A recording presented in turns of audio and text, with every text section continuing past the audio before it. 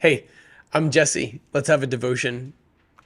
Jesus is going to use simple earthly metaphors to convey an epic, immense, transcendent, heavenly spiritual reality. We're going to see a couple of illustration ideas that we know from other contexts, but they're going to be used differently here. We've perhaps seen the illustration that Jesus used about mustard seed, that just with the faith of a mustard seed, you can move mountains.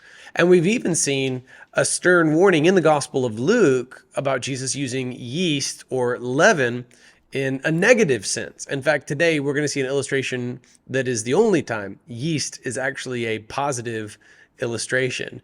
He's going to use these two concepts of a mustard seed and yeast to now teach us about the nature of the kingdom of God, a heavenly reality illustrated in earthly terms.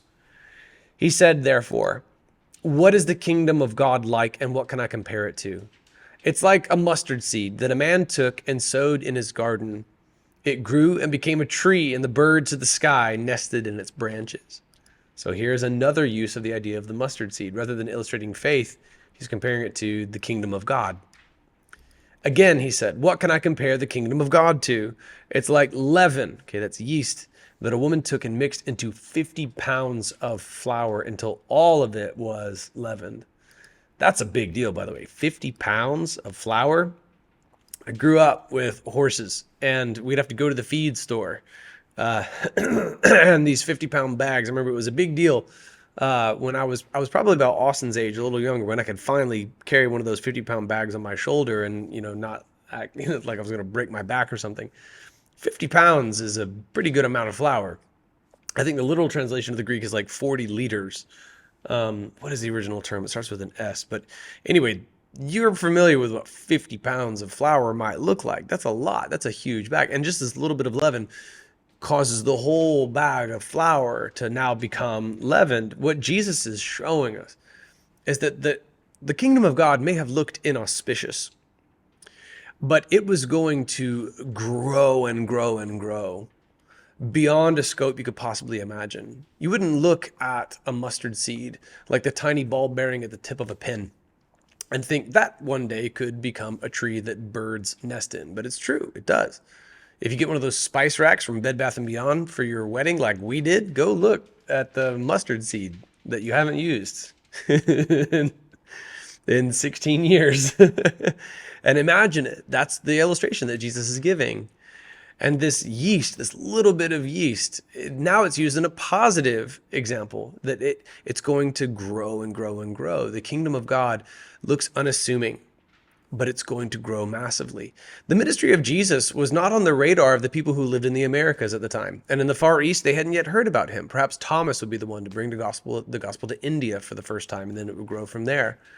This is starting out as this inauspicious, small, localized movement.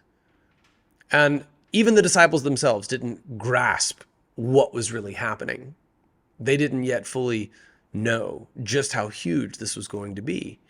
They had no concept of the fact that one day, for millennia to come, people would count what year it was based on its proximity to the birth of Jesus and what's happening right there.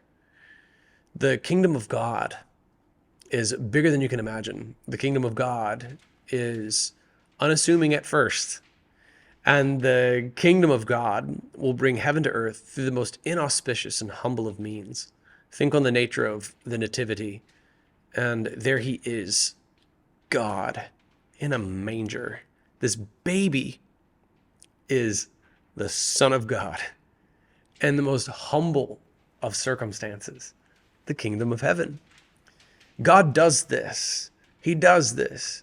All right, Pacific Northwesterners, think on the massive, colossal, towering evergreens that surround us that we love so much and how tiny their seedlings are at the onset. This is part of the imagery that we're putting together for our church. Thank you, Catherine Schmidt.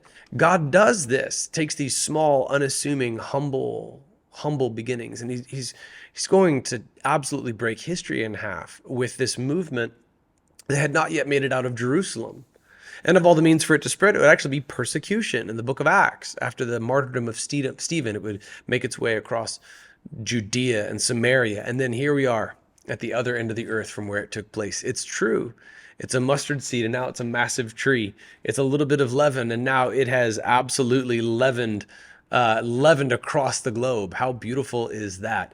God specializes in taking the small and the inauspicious and then bringing heaven to earth that way. This ministry of Jesus was localized, but here we are on the other side of the earth 2,000 years later, still talking about it. Okay? Don't underestimate a move of the kingdom of heaven just because it looks small at first. Redemption Church.